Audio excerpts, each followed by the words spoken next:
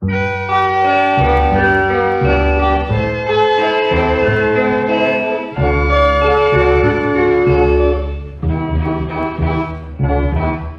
ខេត្តសៀមរាបប្រៀបថានៅសតកាលខ្ញុំប្រតិទណ្ឌការបាត់ដំបងដល់ចិនគំរួញគួនគិនគេងផ្សងតែបាត់ដំបងបងស្មាចំបាឥឡូវបានយល់ចំពេសៀមរាបក្រអូបជួតជ្រាបពោពេញអរាបងបានស្បើយពីរឿងស្នេហានៅផ្កាចំប៉ាឲ្យរៀមក្រៀមក្រមរយព្រួយរយនឹករយសានទន្ទឹងពុំឃើញនំនឹងតែជ្រៀងផ្ដាផ្ដាំកន្លងក៏ទៅជាយូរខែឆ្នាំតើឲ្យទ្រាំចាំដេចទៅចំពេសៀមរាបបងអើយមានតែអ្នកហើយព្រះលោកដំរើ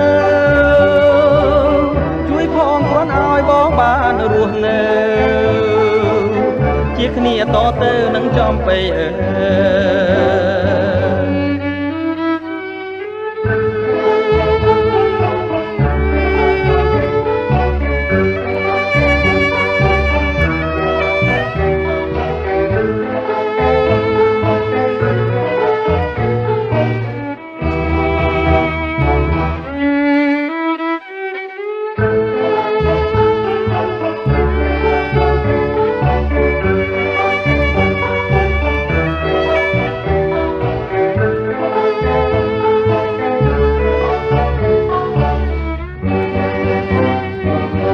រយព្រួយរយនឹករយសានទន្ទឹងពុំឃើញនំនឹងដែលជ្រៀងផ្ដាផ្ដាំកន្លងក៏ទៅជាយូរខែឆ្នាំតើឲ្យទ្រាំចាំដេចទៅពេលនេះចំពេសៀមរាបបងអើយមានតែអ្នកហើយព្រះលោកដំរើជួយផងគ្រាន់ឲ្យបងបានរស់នៅ